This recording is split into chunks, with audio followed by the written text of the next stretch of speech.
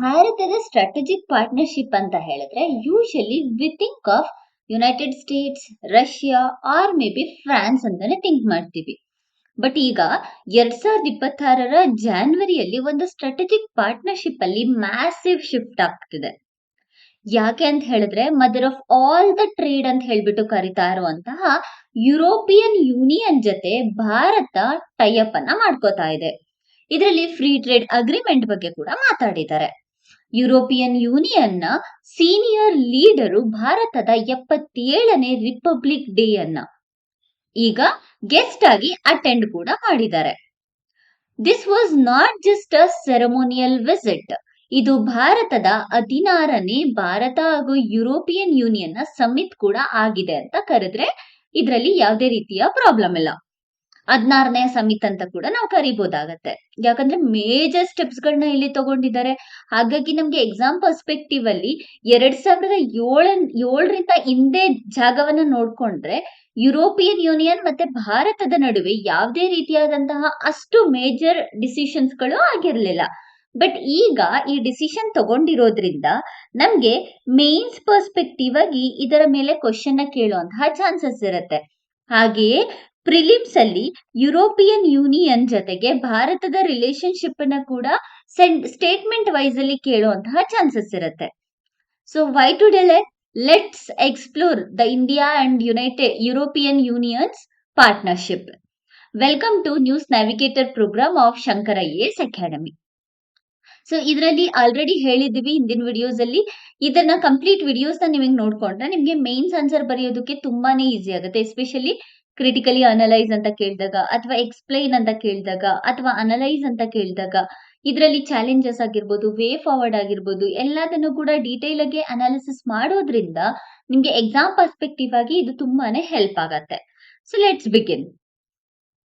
Before moving into deep, let's discuss why there is a urgency of India and European Union strategy. Correct ಅಲ್ವಾ? ಈಗ 16ನೆಯ India ಮತ್ತೆ European union summit ಅಂತಾನೆ ಇದನ್ನ ಕರಿತಾ ಇದೀವಿ. But ಏನ್ ಅರ್ಜೆನ್ಸಿ ಇದೆ? ಯಾಕೆ ಭಾರತ ಮತ್ತೆ ಯುರೋಪಿಯನ್ ಯೂನಿಯನ್ ನಡುವೆ ಈ ಒಂದು ಇನಿಷಿಯೇಟಿವ್ ನ ತಗೊಳ್ತಾ ಇದೀವಿ ಇಷ್ಟು ಅರ್ಜೆಂಟ್ ಆಗಿ ಅಂತ ನೋಡ್ಕೊಂಡ್ರೆ, ಫಸ್ಟ್ಲಿ ಮೇಜರ್ ಏನು ಅಂತ ಹೇಳಿದ್ರೆ ಯುಎಸ್ ಇಂಟರ್ವೆನ್ಸ್. ಹೌದು, ಯುಎಸ್ ಫ್ಯಾಕ್ಟರು ಮೇಜರ್ ಆಗಿ ಇದಕ್ಕೆ ಕಾರಣ ಆಗತ್ತೆ.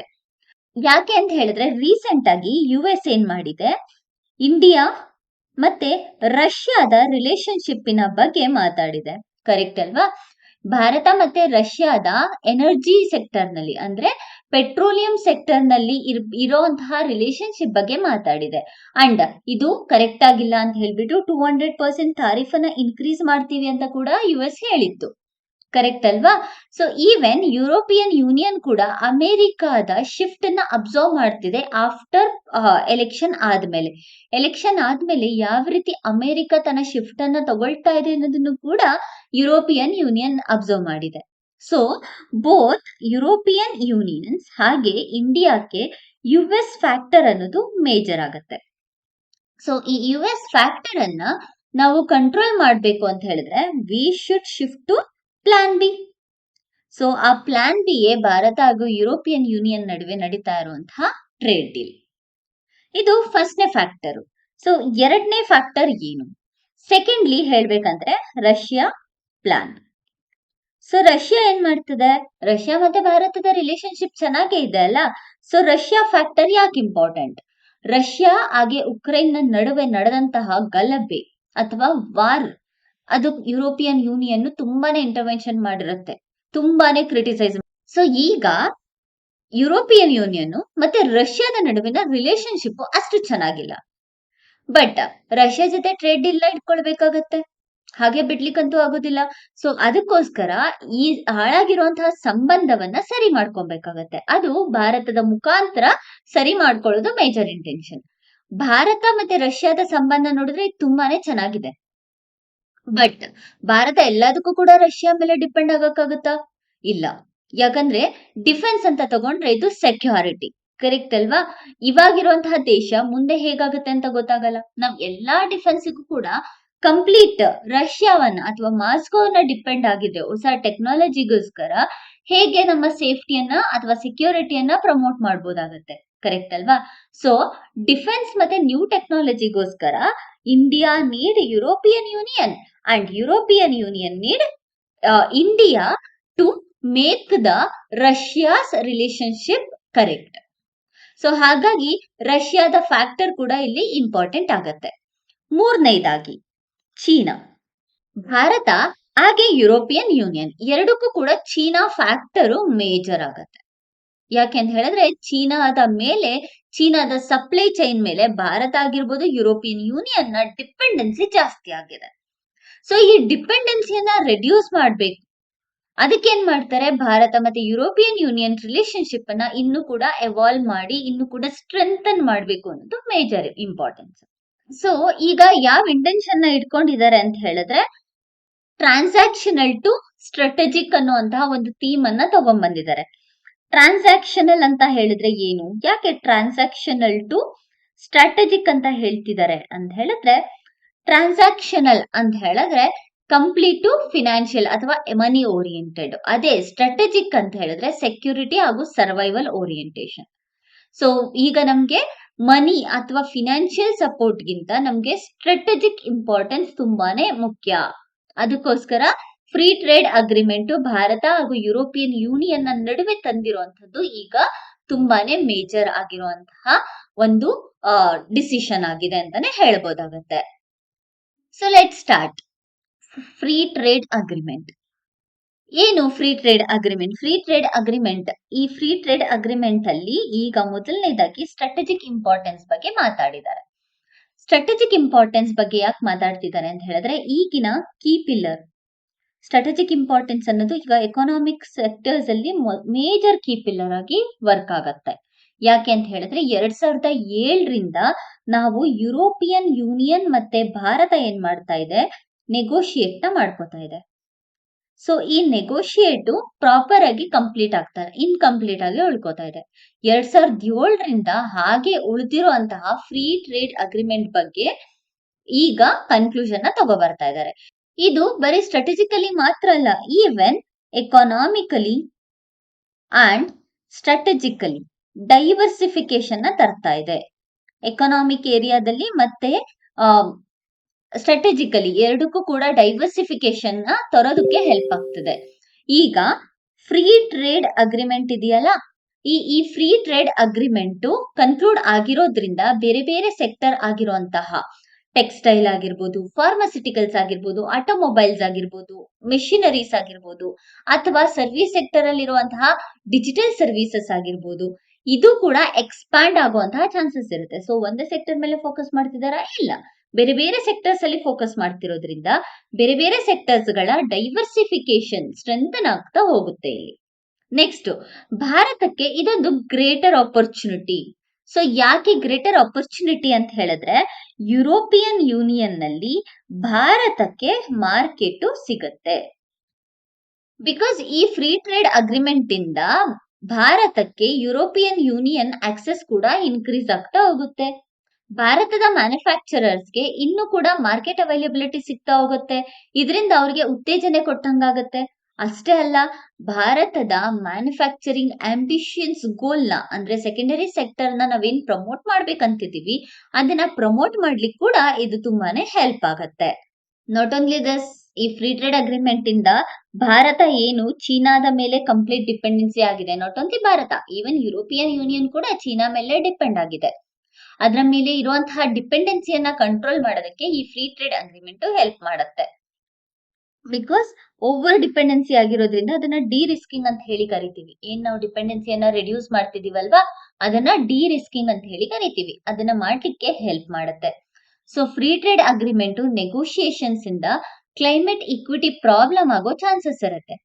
ಅಂದ್ರೆ ಈ free trade agreement is okay, advantage ತುಂಬಾನೇ ಇದೆ ಇದರಿಂದ. ಕರೆಕ್ಟ್ ಅಲ್ವಾ? ಭಾರತದ ಸೆಕ್ಟರ್ಸ್ ಅಲ್ಲಿ ಡೈವರ್ಸಿಫಿಕೇಶನ್ ಆಗತ್ತೆ, ಮ್ಯಾನುಫ್ಯಾಕ್ಚರಿಂಗ್ ಸೆಕ್ಟರ್ಸ್ ಬೂಸ್ಟ್ ಆಗತ್ತೆ, ಸರ್ವಿಸ್ ಸೆಕ್ಟರ್ ಬೂಸ್ಟ್ ಆಗತ್ತೆ, ಇದರಿಂದ ಎಂಪ್ಲಾಯ್ಮೆಂಟ್ ಜನರೇಟ್ ಆಗತ್ತೆ, ಭಾರತದ GDP ಇನ್ಕ್ರೀಸ್ ಆಗತ್ತೆ, ಭಾರತಕ್ಕೆ ಯುರೋಪಿಯನ್ ಯೂನಿಯನ್ ಅಲ್ಲಿ ಒಂದು ಪ್ರಾಪರ್ ಪೊಸಿಷನ್ ಕೂಡ ಸಿಗತ್ತೆ ಮಾರ್ಕೆಟ್ ಅಲ್ಲಿ. ಕರೆಕ್ಟ್ ಅಲ್ವಾ? ಬಟ್ ಯುರೋಪಿಯನ್ ಯೂನಿಯನ್ ಅಲ್ಲಿ ಒಂದು ಟ್ಯಾಕ್ಸೇಷನ್ ಸಿಸ್ಟಮ್ ಇದೆ. ಸೊ ಏನು ಅಂತ ಹೇಳಿದ್ರೆ ಇಲ್ಲಿ ಕಾರ್ಬನ್ ಬಾರ್ಡರ್ ಅಡ್ಜಸ್ಟ್ಮೆಂಟ್ ಮೆಕ್ಯಾನಿಸಮ್ಸ್ ನ ತಗೊಂಡ್ಬರ್ತಾರೆ. So carbon border adjustment mechanism ಅಂದ್ರೆ ಏನು ಅಂತ ಹೇಳಿದ್ರೆ, ಯುರೋಪಿಯನ್ ಯೂನಿಯನ್ ಏನ್ ಮಾಡುತ್ತೆ ಅಂತ ಹೇಳಿದ್ರೆ, ತನ್ನ ಯುರೋಪಿಯನ್ ಯೂನಿಯನ್ಗೆ ಯಾವ್ದಾದ್ರು ಇಂಪೋರ್ಟ್ ಆದ್ರೆ ಆ ಇಂಪೋರ್ಟ್ ರಿಲೇಟೆಡ್ಗೆ ಕಾರ್ಬನ್ ರಿಲೇಟೆಡ್ ಚಾರ್ಜಸ್ ನ ಇಂಪೋಸ್ ಮಾಡುತ್ತೆ, ಎಸ್ಪೆಷಲಿ ಸ್ಟೀಲ್ ಹಾಗೂ ಸಿಮೆಂಟ್ ನಂತಹ ಪ್ರಾಡಕ್ಟ್ಸ್ ಗಳಿಗೆ. ಇದು ಮೇಜರ್ ಕನ್ಸರ್ನ್ ಇವಾಗ ಭಾರತಕ್ಕೆ. Free trade agreement is okay, but ಈ ಒಂದು ಇಂಪೋಸಿಷನ್ ಇದೆಯಲ್ಲ, ಇದು ಭಾರತಕ್ಕೆ ಒಂದು ಮೇಜರ್ ಕನ್ಸರ್ನ್ ಆಗಿದೆ. So this act as a non tariff barrier. ಇದೇನಿದೆ ಅಲ್ವಾ, carbon border adjustment mechanism. So now this is act as a trade barrier. So free trade agreement ಇದ್ರೂ ಕೂಡ we have a trade barrier there.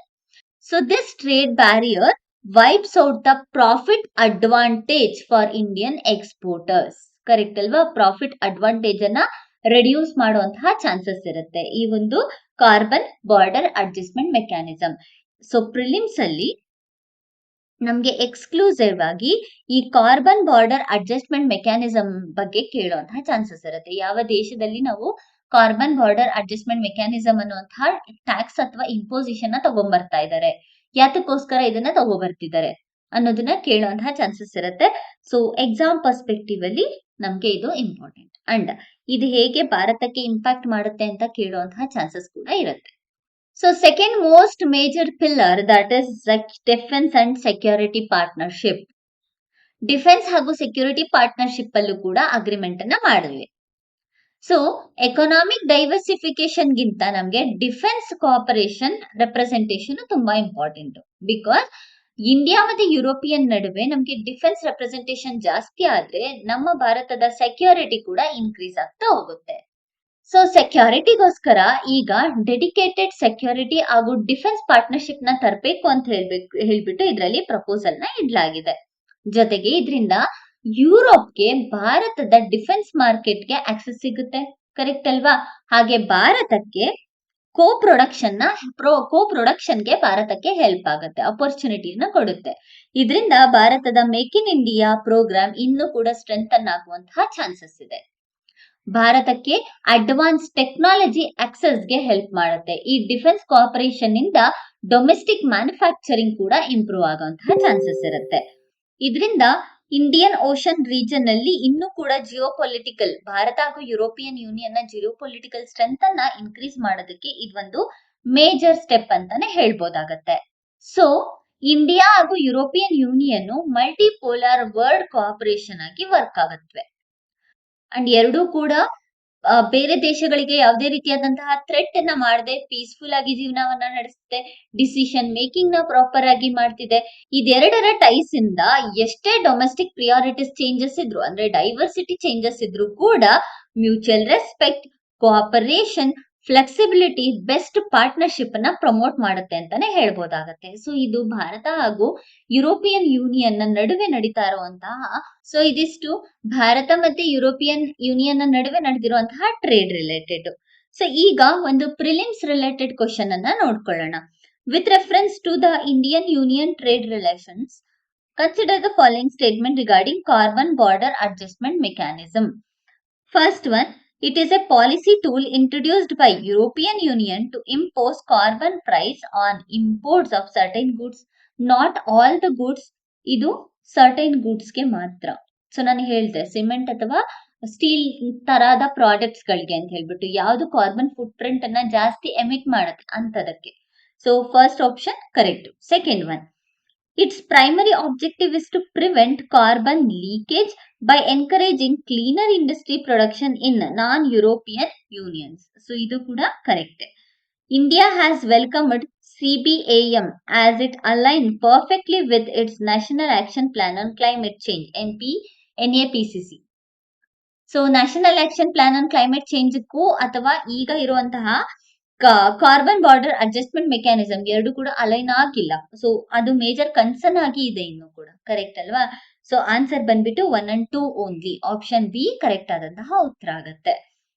Next ನಾವು mains question ನೋಡ್ಕೊಂಡ್ರೆ, the deepening India European relationship reflects a broader search for stability, strategic autonomy in a rapidly changing global order. In this context, discuss significance of proposed free trade agreement and challenges proposed by non-tariff barrier like carbon adjustment mechanism. 250 words ಗೆ so answer ಅನ್ನ ಬರೆದು practice ಮಾಡಿ so that ನಿಮ್ಗೆ mains ಗೆ help ಆಗುತ್ತೆ. ಇದೇ ರೀತಿಯಾದಂತಹ ಹೆಚ್ಚಿನ ವಿಡಿಯೋಸ್ಗಾಗಿ ನಮ್ಮ ಚಾನೆಲ್ ನ ಶೇರ್ ಮಾಡಿ ಮತ್ತೆ ಸಬ್ಸ್ಕ್ರೈಬ್ ಮಾಡಿ. And also don't forget India ಮತ್ತೆ ಯುರೋಪಿಯನ್ ಯೂನಿಯನ್ ನ ನಡುವೆ ಆಗ್ತಿರುವಂತಹ ಟ್ರೇಡ್ ಡೀಲ್ಸ್ ಬಗ್ಗೆ ನಮಗೆ ಹಿಸ್ಟಾರಿಕಲ್ ಬ್ಯಾಕ್ ಗ್ರೌಂಡ್ ಇಂದ ಕೂಡ ಎಕ್ಸಾಮ್ ಅಲ್ಲಿ ಕೇಳುವಂತಹ ಚಾನ್ಸಸ್ ಇರುತ್ತೆ. ಸೊ ಹಾಗಾಗಿ ಈ ವಿಡಿಯೋನ ಕಂಪ್ಲೀಟ್ ಮಿಸ್ ಮಾಡ್ಕೊಳ್ಬೇಡಿ. Thank you for watching. Please share and subscribe.